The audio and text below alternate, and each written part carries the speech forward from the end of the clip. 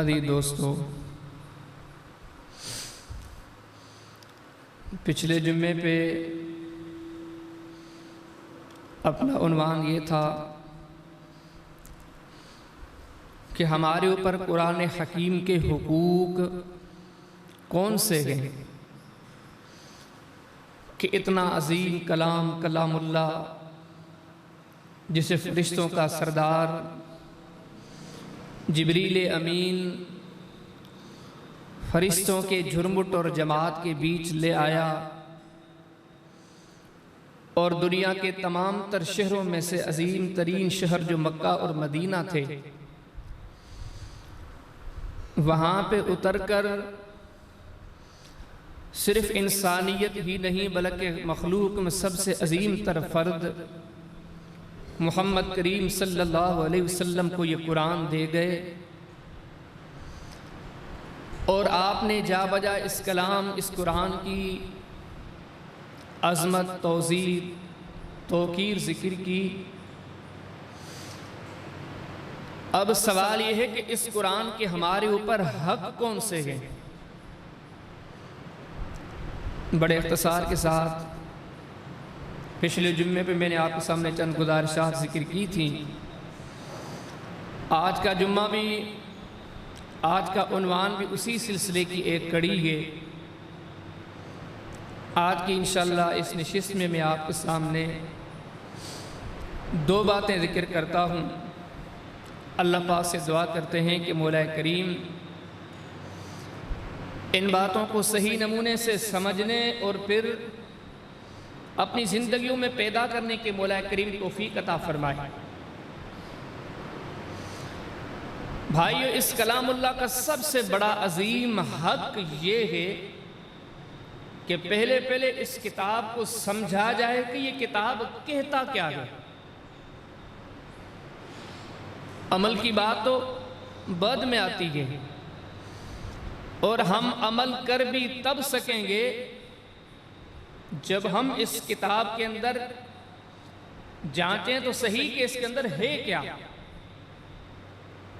سب سے بڑا اولین جو نقطہ ہے کہ اس کلام اللہ کو سمجھنا بڑا ضروری ہے، اور حقیقت یہ ہے کہ اگر ہم سمجھیں گے نہیں تو اس کا آسان سا جواب یہ ہے کہ پھر ہم اس قرآن کے مطلب کو نہیں پا سکتے۔ کیسے؟ اللہ پاک فرماتے ہیں تبارک الذی نزل الفرقان، اس کتاب کو، اس کلام اللہ کو ہم نے حق اور باطل کے بیچ میں فرق کرنے والا بنایا۔ یہ قرآن بتاتا ہے کہ سچ کیا ہے، جھوٹ کیا ہے، حق کیا ہے، باطل کیا ہے۔ یعنی کہ یہ کلام اللہ فرقان ہے، فرقان۔ لیکن میرے لیے، آپ کے لیے تب تک یہ فرقان نہیں بن سکتا جب تک کہ ہم اس کے اندر کیا ہے یہ جان نہیں سکے۔ ہم پڑھے جا رہے ہیں، کوئی پتہ نہیں کہ قرآن کیا کہتا ہے۔ تو ہمارے لیے قرآن، یہ کلام اللہ فرقان ثابت نہیں ہوا۔ رب العالمین فرماتے ہیں کہ یہ قرآن نور ہے۔ یا ایھا الناس قد جاءکم برہان من ربکم وانزلنا الیکم نورا مبینا۔ اللہ رب العالمین فرماتے ہیں کہ قرآن نور ہے، نور۔ اب ہمارے لیے نور تب ہوگا جب اس کو پڑھیں اور سمجھیں کہ نورانیت مہیا کیسے کرتا ہے۔ اللہ پاک نے فرمایا کہ یہ قرآن ہدایت کے، ھدی للمتقین، ھدی للناس، ان ھذا القرآن یہدی للتی ہی اقوم۔ یہ قرآن ہدایت دیتا ہے۔ اب کیسے ہدایت دے گا؟ تبھی دے گا جب ہم اس کو سمجھیں گے کیا کہہ رہا ہے، کس چیز کا حکم کرتا ہے، کس چیز سے منع کرتا ہے۔ اللہ پاک فرماتے ہیں کہ یہ قرآن نصیحت کے، یا ایھا الناس قد جاءتکم موعظۃ من ربکم، اے انسانو، یہ کلام رب کی طرف آپ کے ہاں نصیحت بن کے آیا ہے۔ ان هو الا ذکر للعالمین، کہیں فرمایا ان هو الا ذکرہ، کہیں فرمایا ان هو الا ذکر و قرآن مبین، کہ قرآن نصیحت کے۔ لیکن نصیحت تب ثابت ہوگا جب اس کو سمجھیں گے۔ ایک انجان بندہ پڑھتا گیا الحمدللہ رب العالمین الرحمن الرحیم مالک یوم الدین ایاک نعبد و ایاک نستعین، پورے کی پوری سورہ فاتحہ پڑھی، اس کو سمجھ میں نہیں آیا کہ اس میں کیا ہے، مجھے بتاؤ اس کے لیے یہ کلام ہدایت کیسے ثابت ہوگا؟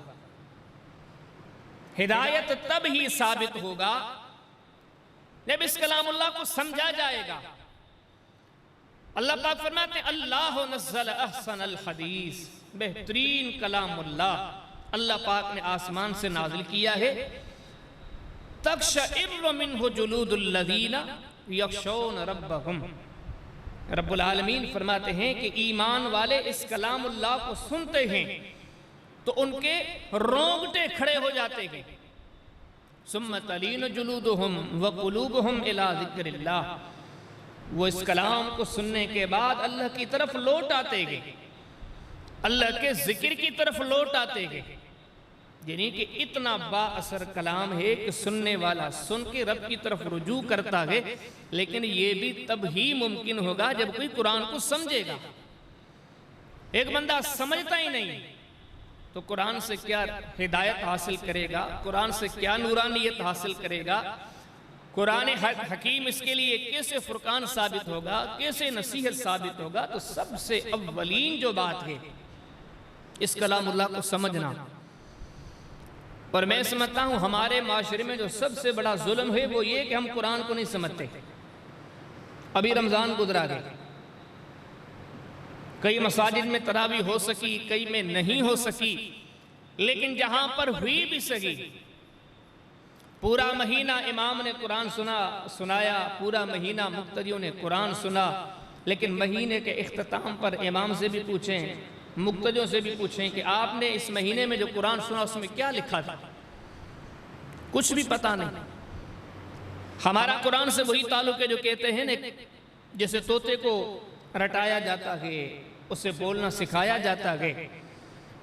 اگر طوطا سارا دن کچھ بولتا رہے، کچھ کہتا رہے، طوطا کہتا رہے حلوہ حلوہ حلوہ، لیکن پلیٹ میں لا کے سامنے رکھ لو، طوطے کو پتہ ہی نہیں کہ یہ حلوہ ہے۔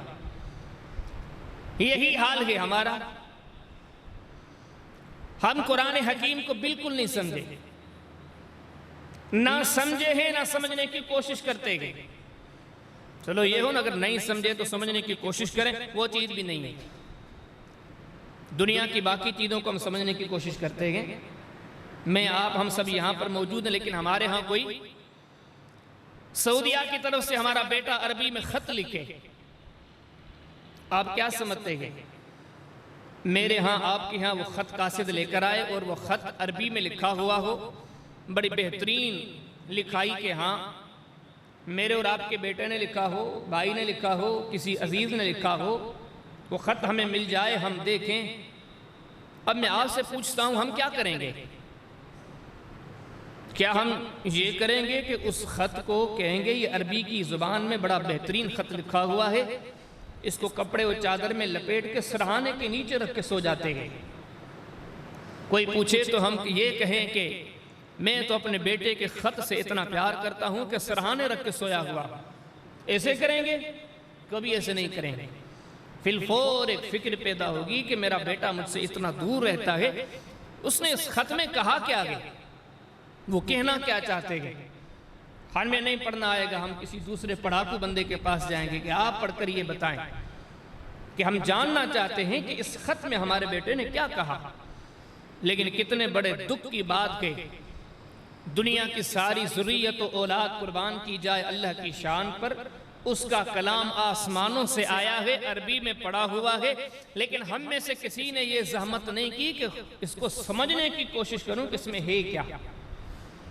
سب سے پہلا جو کلام اللہ کا حق ہے، ہم اس کلام اللہ کو سمجھیں۔ یہ جو ہمارے معاشرے کے کثیر جرائم یقین جانیں اسی لیے ہیں کہ ہم قرآن کو سمجھتے ہی نہیں۔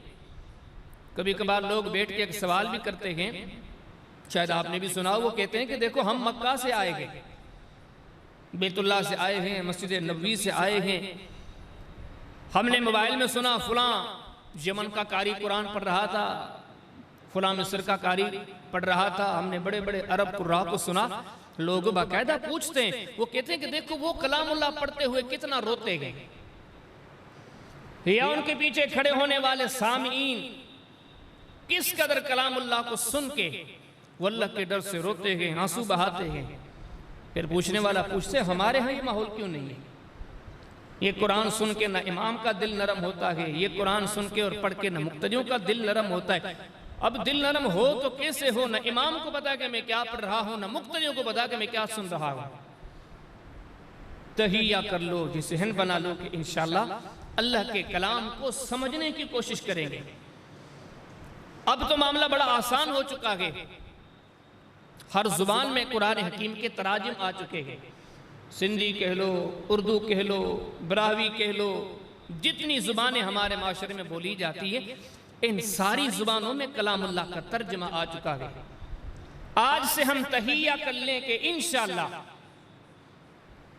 10-20، حالانکہ وقت تو بڑا دینا چاہیے لیکن کم از کم 10-20 منٹ ہم ایسے نکالیں کہ کلام اللہ کو ترجمے کے ساتھ پڑھیں کہ رب العالمین کا یہ پاک کلام ہمیں کہتا کیا ہے۔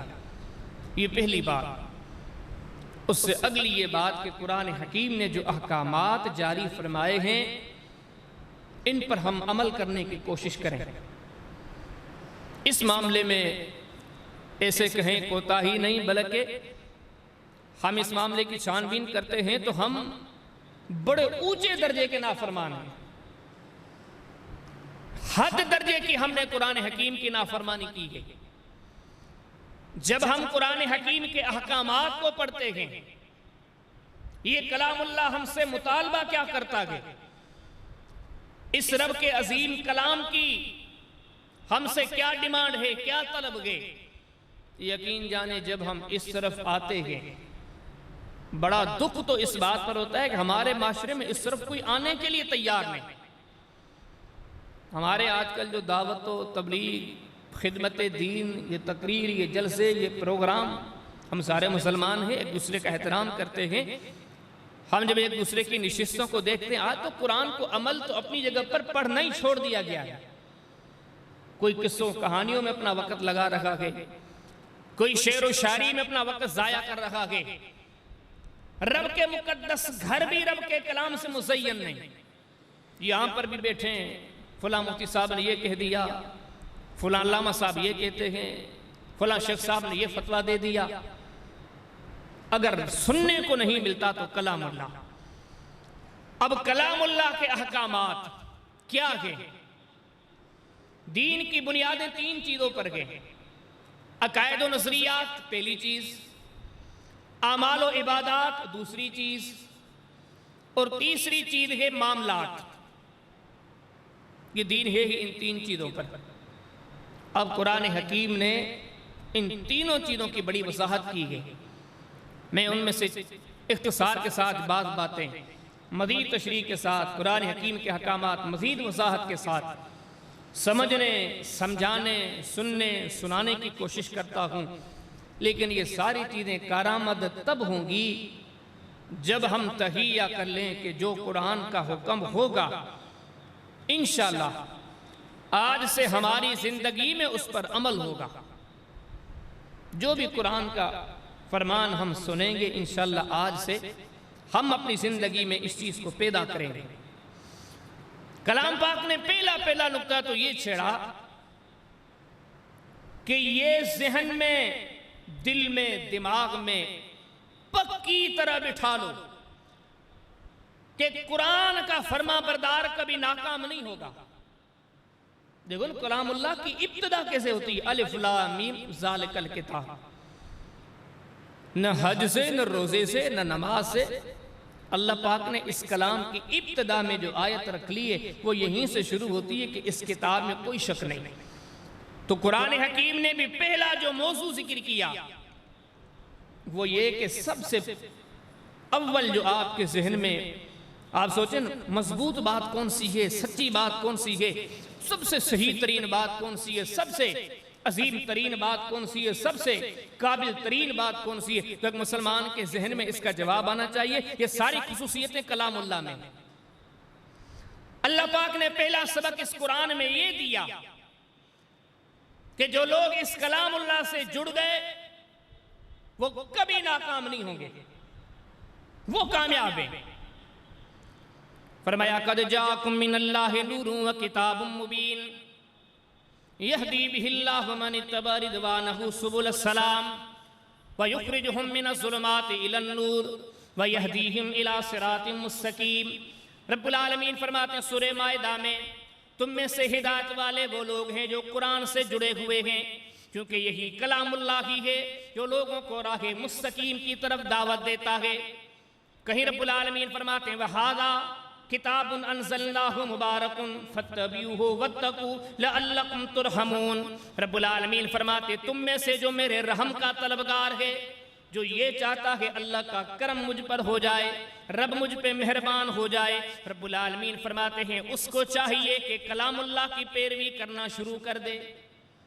وَإِذَا سَمِعُوا مَا أُنزِلَ إِلَى الرَّسُولِ تَرَىٰ أَعْيُنَهُمْ تَفِيضُ مِنَ الدَّمْعِ مِمَّا عَرَفُوا مِنَ الْحَقِّ يَقُولُونَ رَبَّنَا آمَنَّا فَاكْتُبْنَا مَعَ الشَّاهِدِينَ وَمَا لَنَا لَا نُؤْمِنُ بِاللَّهِ وَمَا جَاءَنَا مِنَ الْحَقِّ وَنَطْمَعُ أَن يُدْخِلَنَا رَبُّنَا مَعَ الْقَوْمِ الصَّالِحِينَ فَأَصَابَهُمُ اللَّهُ بِمَا قَالُوا جَنَّاتٍ تَجْرِي مِن تَحْتِهَا الْأَنْهَارُ خَالِدِينَ فِيهَا وَذَلِكَ جَزَاءُ الْمُحْسِنِينَ۔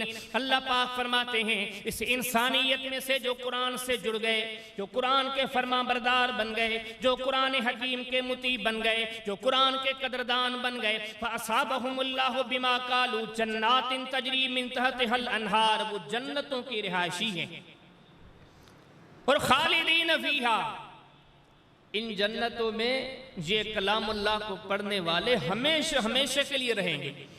فرمایا ان ھذا القرآن یہدی للتی ہی اقوم ویبشر المؤمنین الذین یعملون الصالحات ان لہم اجرا کبیرا۔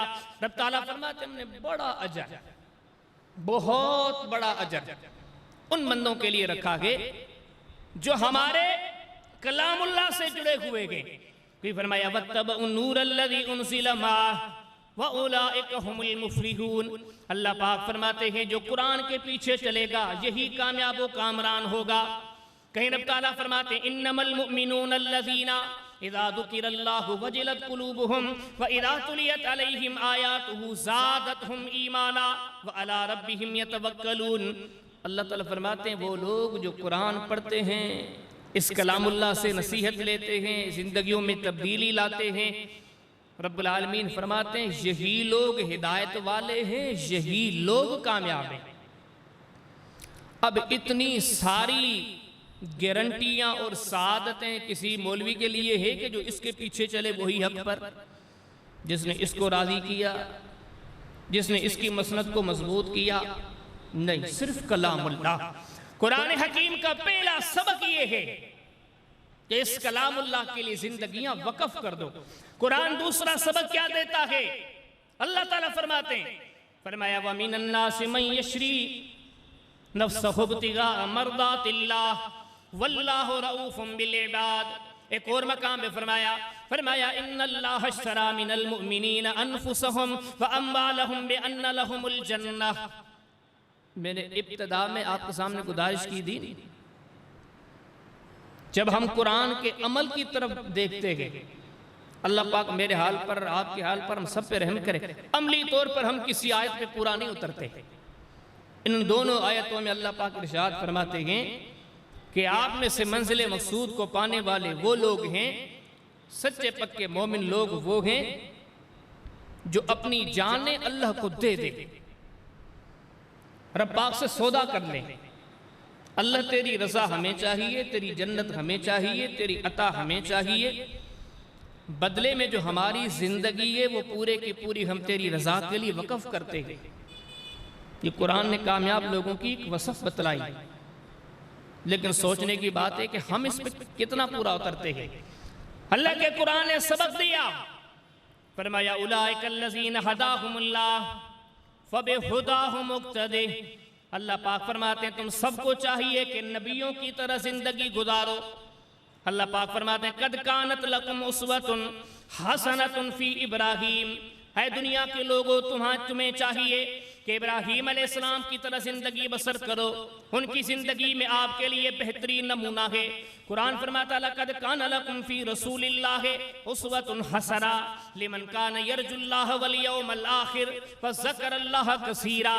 رب العالمین فرماتے ہیں تمہیں چاہیے زندگی ایسے بسر کرو جیسے محمد کریم علیہ السلام کر گئے، ان کی حیات طیبہ میں آپ کے لیے بڑا بہترین نمونہ ہے۔ قرآن فرماتا ہے فَإِنْ آمَنُوا بِمِثْلِ مَا آمَنْتُمْ بِهِ فَقَدْ اهْتَدَوْا۔ رب العالمین فرماتے زندگی ایسے بسر کرو جیسے محمد کریم علیہ السلام کے اصحاب کر گئے۔ یہ قرآن کے سبق ہے۔ فرمایا کہ زندگیاں ایسے بسر کرو جیسے انبیاء کر گئے، زندگیاں ایسے بسر کرو جیسے ابراہیم علیہ السلام بسر کر گئے، زندگی ایسے بسر کرو جیسے محمد کریم علیہ السلام بسر کر گئے، زندگی ایسے بسر کرو جیسے اصحاب رسول بسر کر گئے۔ یہ قرآن کا سبق ہے۔ اللہ پاک نے قرآن حکیم میں سبق دیا، اس کلام اللہ نے ہمیں سبق دیا والذین آمنوا اشد حبا للہ۔ یہ قرآن کا سبق ہے۔ قرآن حکیم فرماتا ہے، رب العالمین اعلان کرتے ہیں کہ آپ میں سے مومن وہ ہیں اشد حبا للہ، جس کی سب سے بڑھ کر کس سے محبت ہو؟ اللہ رب العالمین سے۔ یہ قرآن کا سبق ہے کہ تم مومن تب بنو گے جب تم سب سے زیادہ محبت اللہ کی راہ سے کرنے لگو۔ قرآن حکیم نے یہ سبق دیا کہ آپ مومن تب ہو جب سب سے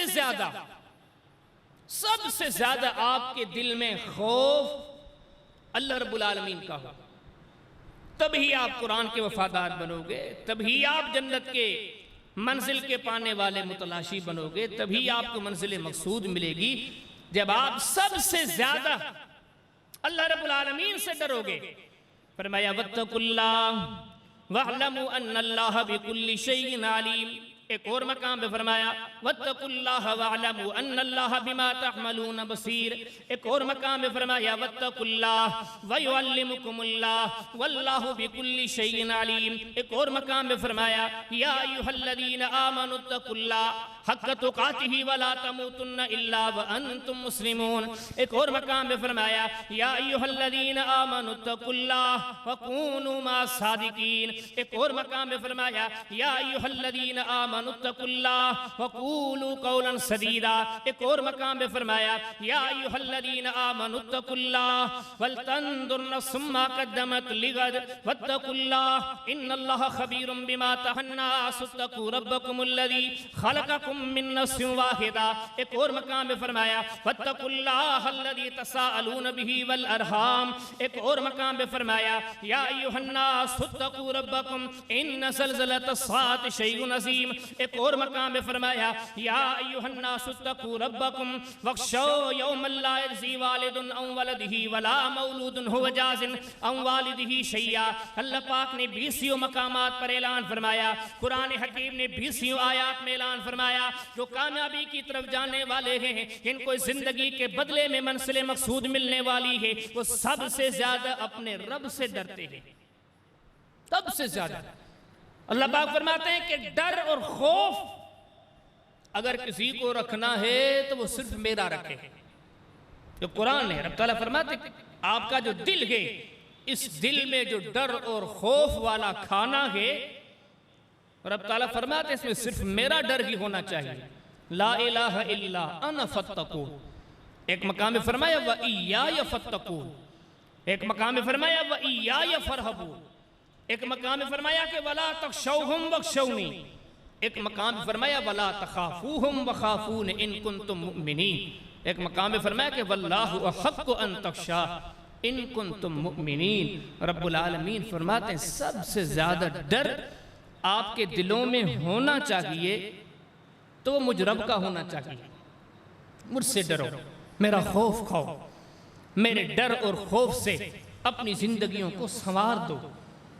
قربان جائیے کلام اللہ پر۔ اللہ پاک نے فرمایا اتنی بڑی دنیا میں آپ میں سے کامیابی، کامرانی انہی کو ملے گی جو مجھ رب سے ڈرتے ہیں۔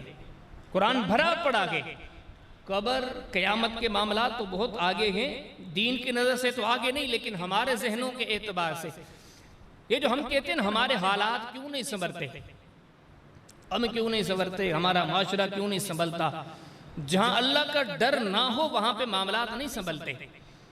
اللہ کا ڈر آ جائے تو قرآن گواہ ہے، رب پاک فرماتے ہیں کہ ایسی قومیں کبھی ناکام نہیں ہوتی جن کے دلوں میں اللہ کا ڈر ہو۔ قرآن بھرا پڑا ہے، فرمایا وَلَّوْ أَنَّهُمْ آمَنُوا وَاتَّقَوْا لَمَثُوبَةٌ مِّنْ عِنْدِ اللَّهِ خَيْرٌ لَوْ كَانُوا يَعْلَمُونَ۔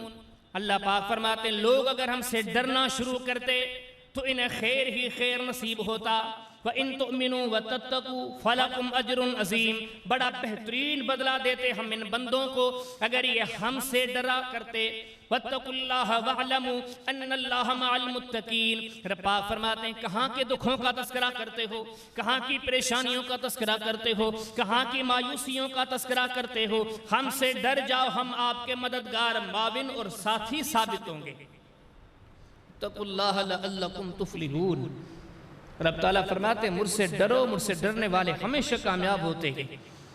فرمایا وَمَن يَتَّقِ اللَّهَ يَجْعَل لَّهُ مَخْرَجًا وَيَرْزُقْهُ مِنْ حَيْثُ لَا يَحْتَسِبُ۔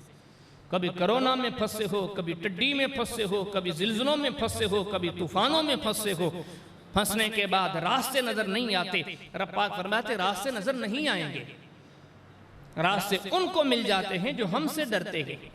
وَمَن يَتَّقِ اللَّهَ يَجْعَل لَّهُ مَخْرَجًا۔ بڑے سے بڑی مصیبتیں ہم ان کی منٹوں میں ڈال دیتے ہیں جن کے دلوں میں اللہ کا کلام فرماتا ہے اللہ کا ڈر ہوتا ہے، جو رب پاک سے ڈرنے والے ہوتے ہیں۔ اور جو نہیں ڈرتے، جیسے آج کل ہم ہیں، میں آپ، ہمارا پورا معاشرہ، کوئی ہے ڈرنے والا جس کو جہاں موقع ملتا ہے وہ اپنا موقع ہاتھ سے ضائع ہونے نہیں دیتا، تو اللہ پاک فرماتے ہیں جو نہیں ڈرتے ان کے ساتھ کیا ہوتا ہے۔ یہ جو آج کل ہم پریشانیاں مصیبتیں جھیل لگے ہیں، اس کی وجہ کیا ہے؟ ہم رب سے نہیں ڈرتے۔ اللہ پاک فرماتے ہیں جو نہیں ڈرتے ہم ان کو اپنی طاقت، قوت و قدرت دکھا کے ڈراتے ہیں، لیکن بڑی دکھ کی بات یہ ہے کہ ہم دیکھنے کے باوجود بھی نہیں ڈرتے۔ رب پاک فرماتے ہیں جو ہم سے نہیں ڈرتے ان کو آخرت میں تو منزل قطعاً نہیں ملے گی۔ وَإِذَا قِيلَ لَهُ اتَّقِ اللَّهَ أَخَذَتْهُ الْعِزَّةُ بِالْإِثْمِ فَحَسْبُهُ جَهَنَّمُ وَبِئْسَ الْمِہَادُ۔ اللہ کا قرآن، رب العالمین فرماتے ہیں وہ بندے جنہیں کہا جاتا ہے اتق اللہ، اللہ سے ڈر جاؤ، لیکن سامنے فَأَخَذَتْهُ الْعِزَّةُ بِالْإِثْمِ، رب پاک فرماتے ہیں جو کہنے کے باوجود بھی نہیں ڈرتے، گناہ کے کاموں میں لگے ہوئے ہیں۔ قرآن ہے قرآن، رب تعالیٰ فرماتے ہیں فَحَسْبُهُ جَهَنَّمُ، ان کا ٹھکانہ جہنم ہے۔ جو ہماری آیتوں کو سن کر، جان کر، سمجھ کر پھر بھی جو نہیں ڈرتے، فرمایا کہ ان کی جگہ جہنم ہے۔ وَلَقَدْ ذَرَأْنَا لِجَهَنَّمَ كَثِيرًا مِّنَ الْجِنِّ وَالْإِنسِ لَهُمْ قُلُوبٌ لَّا يَفْقَهُونَ بِهَا وَلَهُمْ أَعْيُنٌ لَّا يُبْصِرُونَ بِهَا وَلَهُمْ آذَانٌ لَّا يَسْمَعُونَ بِهَا اولئک کالانعام بل ہم اضل اولئک ہم الغافلون۔ رب پاک فرماتے ہیں وہ لوگ جن کو ہم نے دل دیے ہیں، لا یفقہون، لیکن دلوں سے سوچتے نہیں، وہ لوگ جن کو ہم نے آنکھیں دیے، لا یبصرون، پھر بھی صحیح چیز کو دیکھنے کے لیے تیار نہیں، وہ لوگ جن کو ہم نے کان دیے ہیں، ان کانوں سے حقیقتوں کو سننے کے لیے تیار نہیں، فرمایا کہ ان کی جگہ ہم نے جہنم میں تیار کی ہے۔ جو اللہ سے نہیں ڈرتے، یہ قرآن کے اس حکم کو ٹھکراتے ہیں، لیکن فرمایا کہ آخرت کا معاملہ تو آخرت میں ہوگا، لیکن رب سے نہ ڈرنے والے یہاں پر بھی چین نہیں پائیں گے۔ اللہ کا قرآن ہے، فرمایا کہ افامنوا مکر اللہ فلا یأمن مکر اللہ الا القوم الخاسرون۔ رب پاک فرماتے ہیں جو ہمارا ڈر اپنے دلوں سے نکال دیتے ہیں ان کو کبھی فائدہ نصیب نہیں ہوگا۔ پھر ایک اور مقام پہ قرآن نے فرمایا افامن الذین مکروا السیئات ان یخسف اللہ بہم الارض او یأتیہم العذاب من حیث لا یشعرون۔ یہ قرآن ہے، رب تعالیٰ فرماتے ہیں جو لوگ اپنے دلوں سے ہمارا ڈر ہمارا خوف نکال دیتے گئے، یہ بھلے نکال دیں لیکن کبھی ان کو چین نصیب نہیں ہوگا۔ رب تعالیٰ فرماتے جہاں ہم ان کو زمینوں میں دھنس دیں گے، اگر نہیں تو او یأتیہم العذاب، ہم ان کو عذابوں میں غرق کر دیں گے اور ان کو ایسے ایسے عذاب دیں گے کہ کبھی ان کو وہم و گمان میں بھی نہیں ہوگا کہ کیا بھلا ایسے بھی ہوتا ہے۔ اللہ پاک نے بنی اسرائیل کی مثالیں دی، بنی اسرائیلیوں کو جو رب تعالیٰ نے عذاب دیے، کیوں؟ رب تعالیٰ فرماتے ہیں انہوں نے ہم سے ڈرنا چھوڑ دیا۔ ان کے نہ ڈرنے اور ان کے اوپر عذاب آنے کا تذکرہ اللہ پاک نے قرآن حکیم میں کیوں کیا کہ آپ کم از کم ان آیات کو دیکھ کے اپنی روش پہ ذرا نظر ڈالیں، کہیں آپ ان کے نقش قدم پر تو نہیں ہیں۔ لیکن یقین جانیں جب ہم قرآن کو پڑھتے گئے بڑے تدبر کے ساتھ، بڑے تفکر کے ساتھ بنی اسرائیلیوں کا تذکرہ پڑھتے گئے، ان کے اوپر ہونے والے عذابوں کا تذکرہ پڑھتے گئے، ہم بھلے زبانوں سے کلمہ پڑھتے ہوں لیکن حقیقت یہ ہے کہ ہم ان سے 4 قدم آگے نکل چکے ہیں، پیچھے نہیں۔ آپ پڑھیں سورہ اعراف پڑھیں، دیگر صورتیں پڑھیں، سورہ انعام پڑھیں، اللہ پاک فرماتے ہم نے ان کو عذابوں میں مبتلا کیا۔ یہودیوں کی 2 باتیں تھیں، ایک بات ہمارے جیسی تھی اور دوسری میں تو ہم ان کو بھی پیچھے چھوڑ گئے۔ اللہ تعالیٰ فرماتے ہیں وَلَقَدْ أَخَذْنَا آلَ فِرْعَوْنَ بِالسِّنِينَ وَنَقْصٍ مِّنَ الثَّمَرَاتِ لَعَلَّهُمْ يَذَّكَّرُونَ۔ رب تعالیٰ فرماتے ہیں ہم سے ڈرتے نہیں تھے، ان کے دلوں میں ہمارا کوئی خوف نہیں تھا، پھر ہم نے آل فرعون پر، اس فرعون کی قوم پر ہم نے قحط سالی کے سال شروع کیے، کیونکہ یہ لعلہم یتذکرون، تاکہ یہ نصیحت حاصل کریں۔ لیکن آگے قرآن کہتا ہے کہ جب ان کے اوپر عذاب آئے، چاہیے تو یہ تھا کہ نصیحت پکڑتے، اللہ سے ڈرتے، اس کی قوت اس کی قدرت کو جانتے، لیکن پتہ ہے فرعون کی قوم نے کیا کیا؟ قرآن کہتا ہے کہ فرعون کی قوم کہنے لگی کہ یہ جو عذاب آئے ہیں نعوذ باللہ یہ موسیٰ علیہ السلام کی شامت ہے، یہ بنی اسرائیلی یہ موسیٰ علیہ السلام کے بھائی ہارون لے کر آئے، حتیٰ کہ قرآن فرماتا کہ فَإِذَا جَاءَتْهُمُ الْحَسَنَةُ قَالُوا لَنَا هَٰذِهِ وَإِن تُصِبْهُمْ سَيِّئَةٌ يَطَّيَّرُوا بِمُوسَىٰ وَمَن مَّعَهُ أَلَا إِنَّمَا طَائِرُهُمْ عِندَ اللَّهِ وَلَٰكِنَّ أَكْثَرَهُمْ لَا يَعْلَمُونَ۔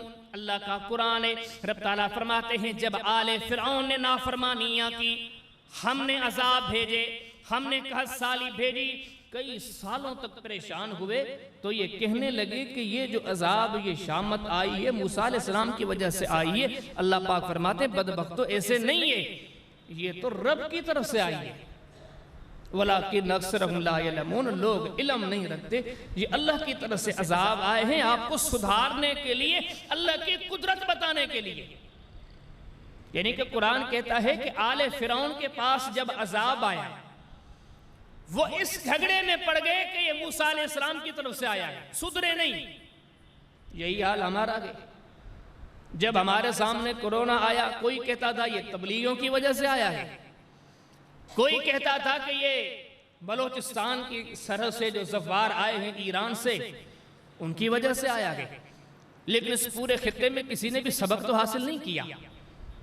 اس معاملے میں ہم اہل کتاب کے مشابہ، یہودیوں کے مشابہ، آل فرعون کے مشابہ ہیں۔ ان پر عذاب آیا تو سدھرنے کے بجائے کہنے لگے یہ تو موسیٰ کی وجہ سے آیا ہے، ہمارے ہاں عذاب آیا سدھرنے کے بجائے ہم نے کہا یہ تو فلاں کی طرف سے آیا ہے۔ اس معاملے میں ہم آل فرعون کے مشابہ ہیں، محمد عربی علیہ السلام پہ کلمہ پڑھتے ہیں لیکن روش ہماری سیم ہے کہ قرآن کے تناظر میں دیکھیں۔ لیکن اس سے جو اگلی بات ہے، اس سے جو قرآن نے اگلا نقطہ ذکر کیا ہے، وہ جب دیکھتے ہیں وہ ہم سے پھر بھی بہتر تھے۔ کیسے قرآن کہتا ہے؟ فرمایا فَأَرْسَلْنَا عَلَيْهِمُ الطُّوفَانَ وَالْجَرَادَ وَالْقُمَّلَ وَالضَّفَادِعَ وَالدَّمَ آيَاتٍ مُفَصَّلَاتٍ فَاسْتَكْبَرُوا وَكَانُوا قَوْمًا مُجْرِمِينَ۔ اللہ کا قرآن ہے، رب تعالیٰ فرماتے ہم نے جب ان لوگوں پر عذاب بھیجا، قوم موسیٰ پر، رب تعالیٰ فرماتے ہم نے ان پر طوفان بھیجے، پھر ہم نے ان پر ٹڈیاں بھیجی، پھر ہم نے ان پر جوئیں بھیجی، پھر ہم نے ان پر خون کا عذاب بھیجا، مختلف عذاب ان کے پاس آتے رہے، لیکن قرآن کہتا ہے جب بھی ان کے پاس عذاب آیا وقتی طور پر ڈر گئے، ڈر کے موسیٰ علیہ السلام کے پاس آتے گئے، موسیٰ اب ہم رب کو مان گئے، اب ہم اللہ کی قدرت کو جان گئے، ہم توبہ کرتے گئے، لَإِن كَشَفْتَ أَنَّ الرِّجْزَ لَنُؤْمِنَنَّ لَكَ وَلَنُرْسِلَنَّ مَعَكَ بَنِي اسرائیل۔ آکے کہتے ہیں اللہ کے نبی موسیٰ یہ جو طوفان آیا ہم طوفان کو دیکھ کے اللہ سے ڈر چکے ہیں، ہم نے اپنے ہتھیار ڈال دیے ہیں، آپ اللہ کے حضور دعا کریں اللہ پاک اس عذاب کو ڈال دے، اس طوفان کو ختم کر دے،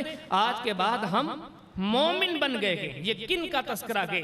یہ یہودیوں کا تذکرہ ہے، آل فرعون کا تذکرہ ہے، قوم موسیٰ کا تذکرہ ہے، جنہوں نے عذاب دیکھا تھا تو گھٹنے ٹیک دیے۔ موسیٰ علیہ السلام کے سامنے آئے کہ ہم نے توبہ کی، یہ ان کا رد عمل تھا، یہ ان کا طرز عمل تھا، لیکن میں اور آپ ہم میں سے کتنے ہیں جنہوں نے ان عذابوں کو دیکھ کے گھٹنے ٹیکے ہو؟ کوئی نہیں۔ 2011 میں جب سیلاب آیا، آپ مجھے بتاؤ کچھ سیلاب کو دیکھ کے کتنے بندے تھے جنہوں نے رب کے حضور گردن جھکا دی ہو؟ جب ہاں بھی اس وبا نے سر نکالا تو ہم میں سے کتنے لوگ ہیں جنہوں نے رب کی قدرت کو جان کر مالک کے سامنے ہتھیار ڈال دیے گئے؟ یہ جو ٹڈی کا عذاب آیا ہے، کتنے کسان ہیں جو فصل ختم ہو جاتی ہے پھر سے بیج لگاتے ہیں، لیکن ابھی بھی عشر دینے کی نیت نہیں بنی، ابھی بھی زکوٰۃ یہ دینے کا ارادہ نہیں بنا۔ اللہ کا عذاب آتا ہے اللہ کی قدرت دکھانے کے لیے۔ مولا کریم فرماتے جب بندے ڈرنا چھوڑ دیتے ہیں میں ڈرانے کے لیے اپنے عذاب دیتا ہوں، جب بندے میری قدرت کو جاننا پہچاننا چھوڑ دیتے ہیں۔ قرآن کہتا ہے کہ رب العالمین اعلان فرماتے ہیں میں ان عذابوں کے ذریعے نے بتاتا ہوں کہ میری طاقت، میری قوت، میری قدرت اتنی بڑی ہے۔ تو میں آپ کو بتا رہا تھا کہ یہ بھی قرآن کا ایک عظیم سبق ہے۔ قرآن حکیم نے فرمایا کہ اللہ سے ڈر جاؤ، لیکن ہم نے قرآن کے اس سبق کی بات نہیں مانی۔ قرآن کہتا ہے کہ آخرت کو دنیا سے زیادہ اہمیت دو۔ فرمایا قُلْ مَتَاعُ الدُّنْيَا قَلِيلٌ وَالْآخِرَةُ خَيْرٌ لِمَنِ اتَّقَىٰ وَلَا تُظْلَمُونَ فَتِيلًا۔ اے میرے حبیب ان لوگوں کو بتا دیں دنیا کی زندگی عارضی ہے، آخرت ہمیشہ کے لیے ہے۔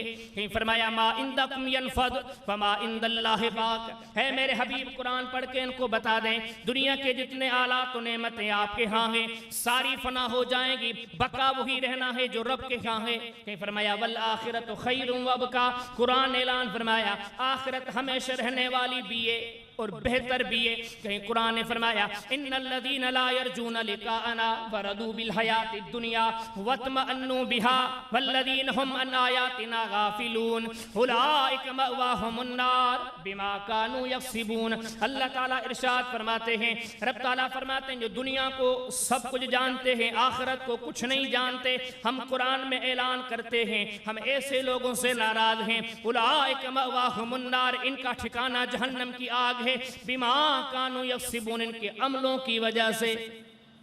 قرآن نے سبق دیا کہ قرآن کو ماننے والے، اللہ کو ماننے والے حقیقت میں وہی ہیں جو اس دنیا کی بنسبت اس دنیا کو مزید ترجیح دیتے ہیں۔ رب تعالیٰ کے اس کلام نے ہمیں درس دیا زندگی کے لیل و نہار میں قیامت کے دن کا ڈر آپ کے ذہن میں ہونا چاہیے۔ تجارت کرتے، لین دین کرتے، میل جول، معاملات، مسائل، بلکہ رب تعالیٰ نے فرمایا قیامت کے دن سے ڈرو۔ یہ جو لفظ ڈر ہے نا، ڈرو، اللہ پاک نے پورے قرآن میں پڑھ کے دیکھو، رب پاک نے بڑی بڑی طاقتوں سے، اس دور میں جو طاقتیں ہوا کرتی تھی، روم کا بڑا نام تھا، ایران کا بڑا نام تھا جو فارس کہلواتا تھا، اور نبی کریم علیہ السلام کے پڑوس میں اہل مکہ کا بڑا نام تھا، ابو جہل، عتبہ، شیبہ، ولیدہ، مغیرہ، لیکن رب پاک نے فرمایا میرے حبیب کسی سے ڈرنے کی ضرورت نہیں، ڈرو تو مجھ سے ڈرو۔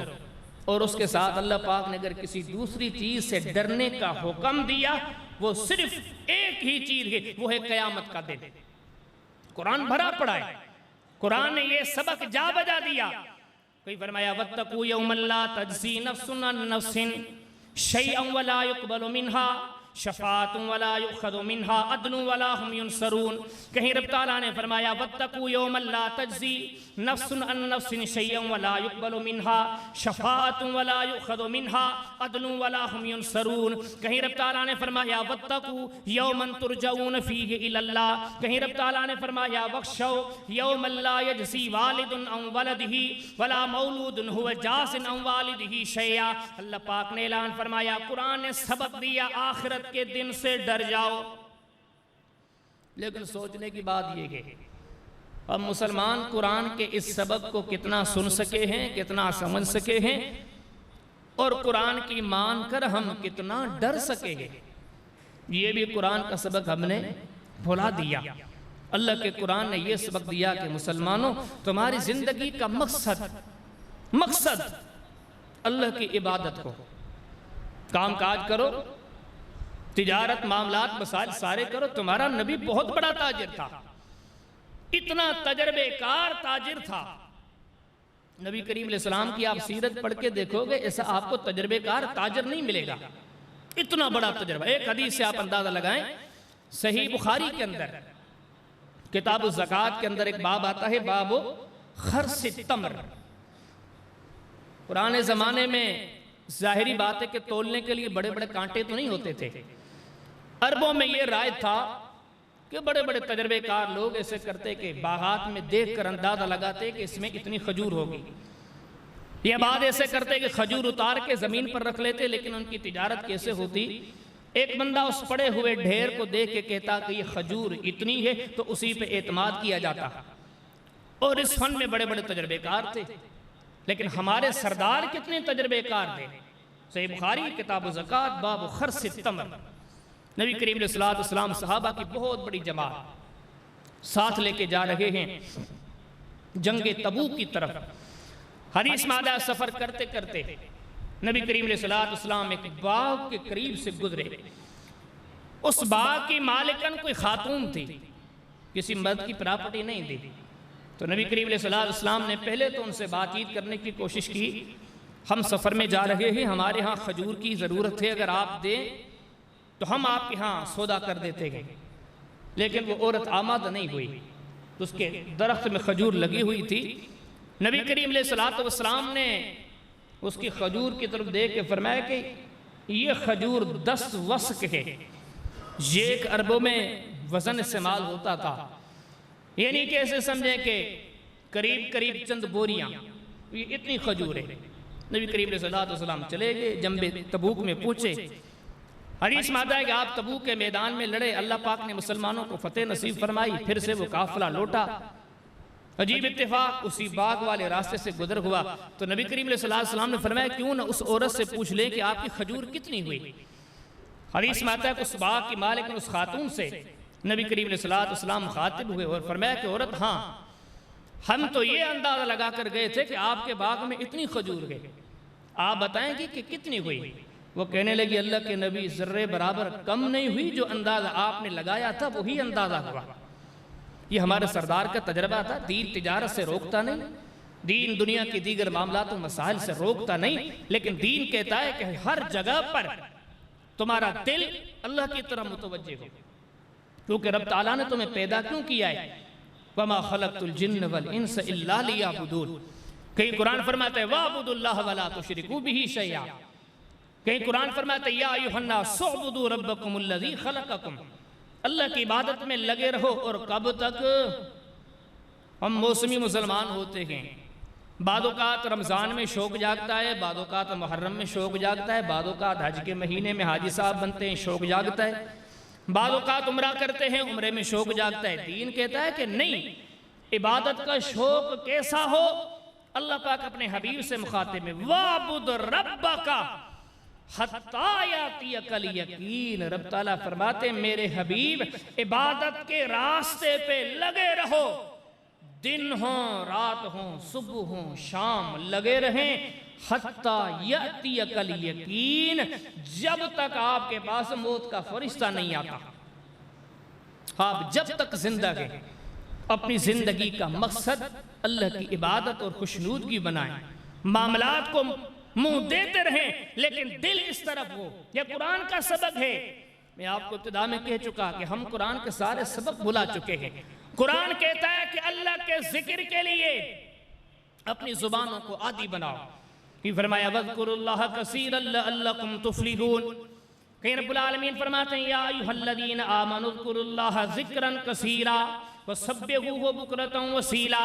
کہیں قرآن فرماتے ہیں فاذکرونی اذکرکم واشکروا لی ولا تکفرون۔ کہیں قرآن فرماتے ہیں الذین آمنوا وتطمئن قلوبہم بذکر اللہ الا بذکر اللہ تطمئن القلوب۔ کہیں قرآن فرماتے ہیں الذین یذکرون اللہ قیاما وقعودا وعلی جنوبہم ویتفکرون فی خلق السماوات والارض۔ رب العالمین فرماتے ہیں قرآن کو ماننے والے تم میں سے وہ ہیں جو کثرت سے اللہ کا ذکر کرتے ہیں، کیونکہ قرآن کہتا ہے ایسے ذکر کرو، چلتے ہوئے بھی اللہ کو یاد کرو، بیٹھتے ہوئے بھی اللہ کو یاد کرو، سو جاؤ تب بھی اپنے رب کو یاد کرو۔ قرآن حکیم نے یہ سبق دیا، چلتے پھرتے اپنے گناہوں کی معافی اپنے رب سے مانگتے رہو، استغفر اللہ کہتے رہو، اللہم اغفر لی کہتے رہو، عربی میں نہیں آتا اپنی زبانوں میں کہتے رہو اللہ ہمیں معاف فرما، اللہ ہمیں معاف فرما۔ قرآن نے جا بجا یہ سبق دیا، کہیں فرمایا واستغفر اللہ ان اللہ غفور الرحیم، اللہ سے گناہوں کی معافی مانگو، وہ سب سے بڑا بخشنے والا ہے۔ کہیں رب العالمین فرماتے ہیں وسارعوا الی مغفرۃ من ربکم، رب العالمین فرماتے میرے بخشش کی طرف دوڑو، میرے بخشش کی طرف بھاگو۔ کہیں رب تعالیٰ فرماتے ہیں والذین اذا فعلوا فاحشۃ او ظلموا انفسهم ذکروا اللہ واستغفروا لذنوبهم ومن یغفر الذنوب الا اللہ ولم یصروا علی ما فعلوا وهم یعملون۔ اللہ رب العالمین فرماتے ہیں سارے جہان میں کامیاب ہونے والے وہ لوگ ہیں جو ہر وقت مجھ رب سے معافی مانگتے رہتے ہیں، استغفار کرتے رہتے ہیں۔ فرمایا اولئک یہی لوگ ہیں جزاؤہم مغفرۃ من ربہم، جن کو مالک نے معاف بھی کر دیا ہے اور رب کے ہاں ان کے لیے بڑی جنتیں ہیں، فنعم اجر العاملین، ان کے لیے رب پاک نے بڑے بہترین اجر تیار کیے ہیں۔ یہ قرآن کا سبق ہے، یہ قرآن کا حکم ہے، یہ قرآن کی تعلیم ہے۔ اللہ سے معافی مانگنے کے عادی بن جاؤ۔ رب تعالیٰ نے فرمایا افلا یتوبون الی اللہ ویستغفرون واللہ غفور الرحیم۔ رب تعالیٰ فرماتے ہیں کیا ہو چکا ہے بندوں کو کہ مجھ رب سے معافی نہیں مانگتے۔ کہیں رب العالمین فرماتے ہیں للذین اتقوا عند ربہم جنات تجری من تحتها الانہار خالدین فیہا وازواج مطہرۃ ورضوان من اللہ واللہ بصیر بالعباد۔ رب تعالیٰ فرماتے ہیں ایسے بندے بھی ہیں جن سے میں رب بڑا خوش ہوں، ان کے لیے میں نے جنتیں تیار کی ہیں، جنت کی بڑی بڑی نعمتیں تیار کی ہیں۔ مولا ان سے تو کیوں خوش ہوا؟ ان کے دامن میں کیا ہے؟ ان کی زندگی میں عمل کون سا ہے؟ رب تعالیٰ فرماتے ہیں الذین یقولون ربنا اننا آمنا فاغفر لنا ذنوبنا وقنا عذاب النار، اس لیے کہ یہ چلتے پھرتے گھومتے ہر وقت مجھ رب سے معافیاں مانگتے رہتے ہیں۔ الصادقین والقانتین والمنفقین والمستغفرین بالاسحار، مولا کریم فرماتے ہیں ان کی زندگیوں میں جیسے ہی صبح آتی ہے، صبح ہوتے ہی رب کے حضور اپنی معافیاں مانگنے کے لیے شروع ہو جاتے ہیں، صبح ہوتے ہی گناہوں کو یاد کر کے مولا کریم فرماتے ہیں مجھ سے یہ معافیاں مانگنے میں لگ جاتے ہیں۔ یہ قرآن کا حکم ہے، چھوڑو غیبتوں کو، چھوڑو طعن و تشنیع کو، اس زبان کو استغفار کرنے میں، اللہ سے معافیاں مانگنے میں لگا دو، اس زبان کو اللہ کے ذکر میں لگا دو۔ اللہ کی نماز، فرمایا نماز و زکوٰۃ، قرآن کو جب پڑھتے ہیں کوئی ایمان کی ہزار ہاتھ دعوائیں کریں، جس کی زندگی میں یہ دو چیزیں نہیں وہ کبھی منزل مقصود کو نہیں پہنچتا۔ قرآن کا بنیادی سبق ہے نماز اور زکوٰۃ، بڑا بڑا ہے قرآن۔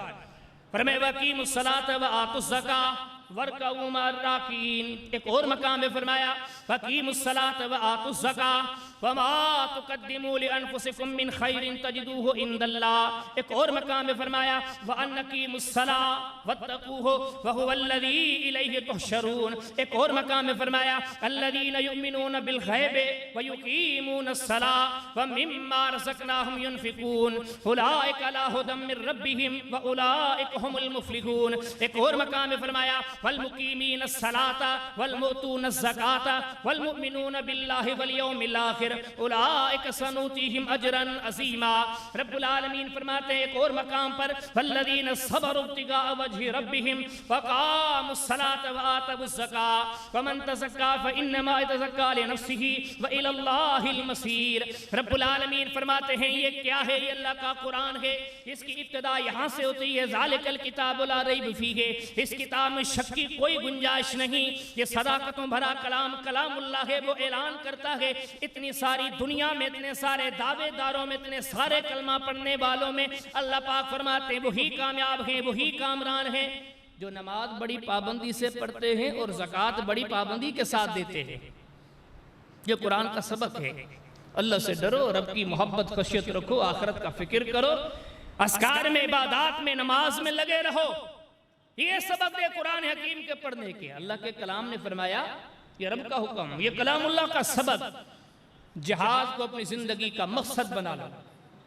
فَلْيُقَاتِلْ فِي سَبِيلِ اللَّهِ الَّذِينَ يَشْرُونَ الْحَيَاةَ الدُّنْيَا بِالْآخِرَةِ وَمَنْ يُقَاتِلْ فِي سَبِيلِ اللَّهِ فَيُقْتَلْ أَوْ يَغْلِبْ فَسَوْفَ نُؤْتِيهِ أَجْرًا عَظِيمًا۔ اللہ پاک فرماتے ہیں کن کو کہا؟ مجھ کو کہا، آپ کو کہا، ہم مسلمانوں کو کہا کہ آپ میں سے آپ کو چاہیے کہ ان لوگوں سے جہاد کرتے رہیں جو آخرت کو مانتے ہی نہیں ہیں، ان کے خلاف جہاد کرنے والے لوگ۔ فرمایا اگر شہید ہو گئے تو جنتی ہیں، اگر بچ گئے تو یہ غازی ہیں۔ پھر آگے فرمایا فَمَا لَكُمْ لَا تُقَاتِلُونَ فِي سَبِيلِ اللَّهِ وَالْمُسْتَضْعَفِينَ مِنَ الرِّجَالِ وَالنِّسَاءِ وَالْوِلْدَانِ الَّذِينَ يَقُولُونَ رَبَّنَا أَخْرِجْنَا مِنْ هَٰذِهِ الْقَرْيَةِ الظَّالِمِ أَهْلُهَا وَاجْعَل لَّنَا مِن لَّدُنكَ وَلِيًّا وَاجْعَل لَّنَا مِن لَّدُنكَ نَصِيرًا۔ ایسے کہیں کہ اس آیت قرآنی میں اگر توجہ کرتے ہیں تو کبھی کشمیر کی صورت نظر آتی ہے، اگر توجہ کرتے ہیں کبھی فلسطین کی صورت نظر آتی ہے، کبھی اس آیت کریمہ پہ غور کرتے ہیں برما میں تڑپنے والے بچوں کی آوازیں سنائی دیتی ہیں۔ اللہ کا قرآن ہے، فرمایا وَمَا لَكُمْ لَا تُقَاتِلُونَ فِي سَبِيلِ اللَّهِ، کیا ہو گیا ہے مسلمانوں تم جہاد کے لیے نہیں اٹھتے؟ وَالْمُسْتَضْعَفِينَ مِنَ الرِّجَالِ وَالنِّسَاءِ وَالْوِلْدَانِ الَّذِينَ يَقُولُونَ رَبَّنَا، وہ معصوم اور کمزور بچے، وہ عورتیں، وہ تڑپتے رہتے ہیں، رب کے حضور دعائیں کرتے ہیں ربنا اخرجنا من هذه القرية الظالم اهلها، وہ دعائیں کرتے ہیں، اللہ کو پکارتے ہیں مولا ہمیں ان ظالموں کی بستی سے نجات دے دے۔ وہ مظلوم پکار کر رب کے حضور دعائیں کرتے ہیں وَاجْعَل لَّنَا مِن لَّدُنكَ وَلِيًّا، اللہ تو ہمارا مددگار بن جا، وَاجْعَل لَّنَا مِن لَّدُنكَ نَصِيرًا، اے مولا کریم تو ہمارے معاملات کو آسان فرما۔ اللہ پاک فرماتے ہیں مسلمانوں ایسے مظلوموں کے حق میں تمہیں اٹھنا چاہیے، یہ جہاد ہے۔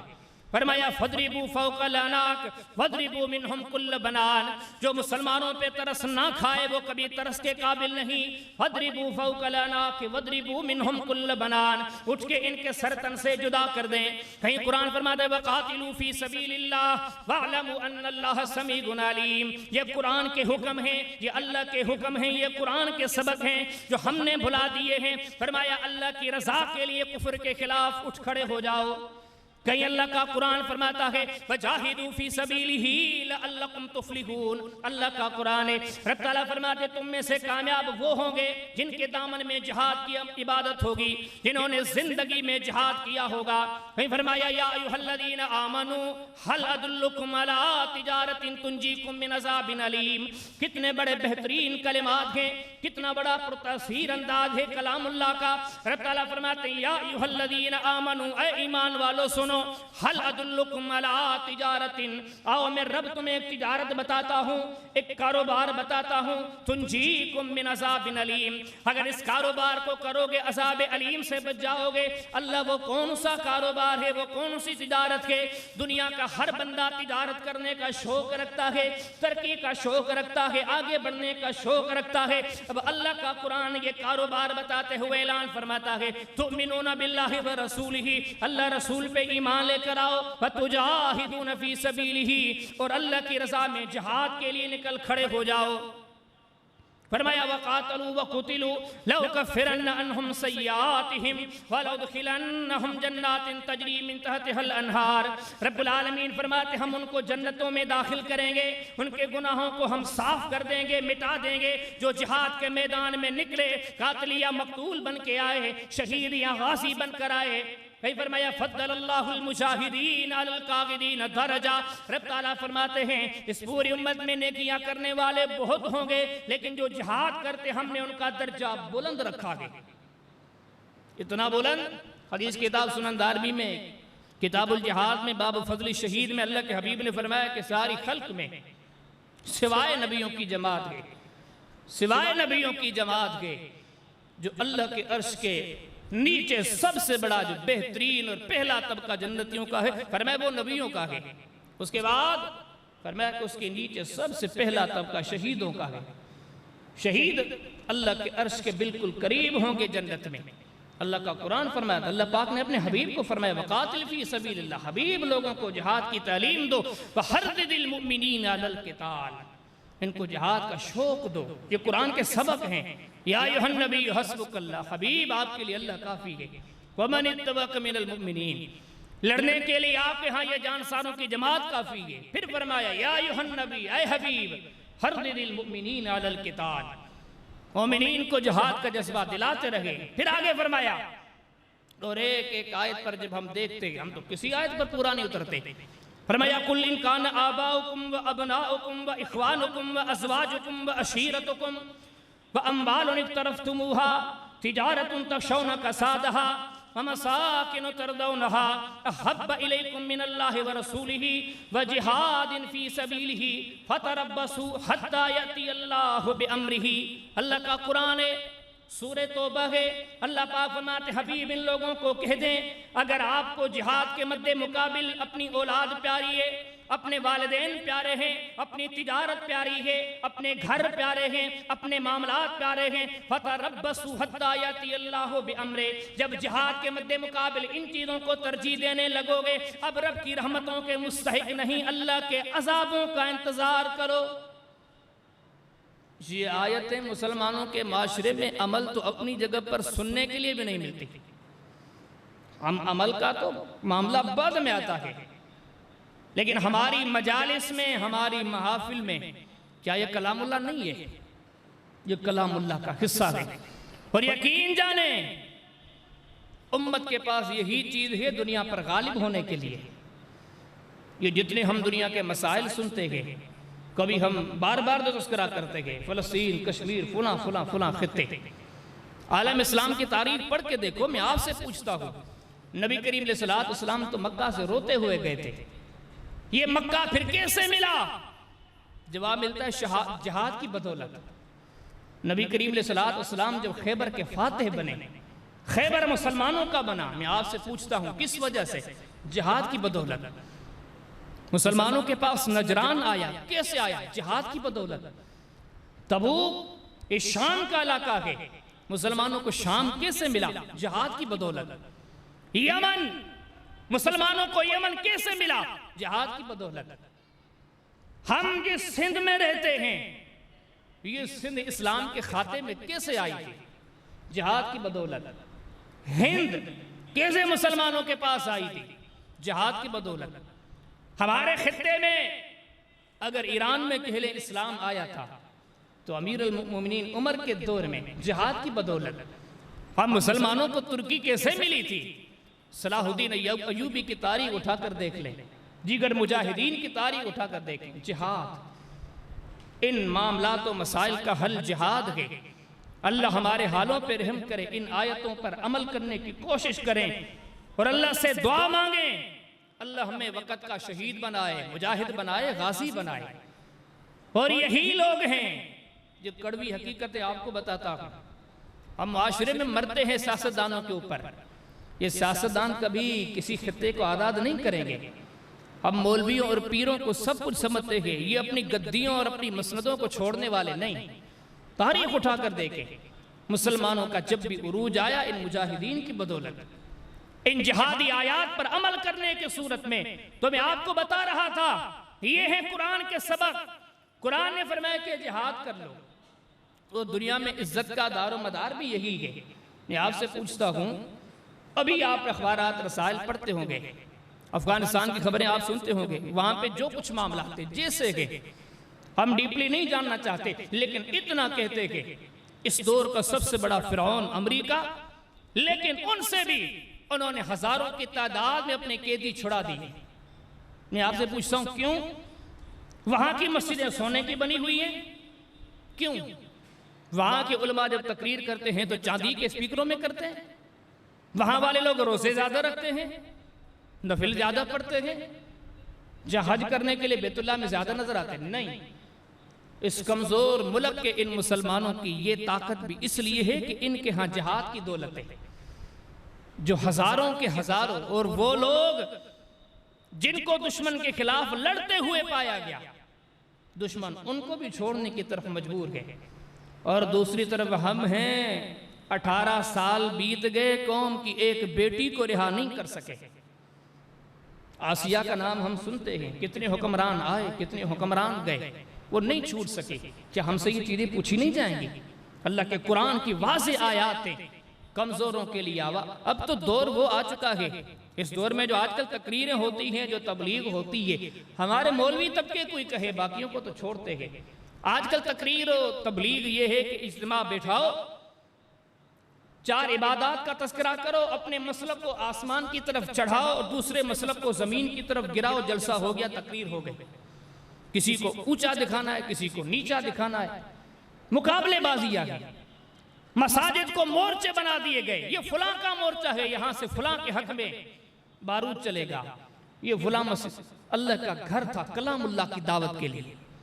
ہمارے سردار نے یہ کلام اللہ کی آیتیں مسجد نبوی کے ممبر پر پڑھی تھی، مدینہ طیبہ کی گلیوں میں پڑھی تھی، لیکن ہم ان چیزوں پر دیکھتے گئے تو ہمارا تو کسی معاملے پر بھی عمل پورا نہیں۔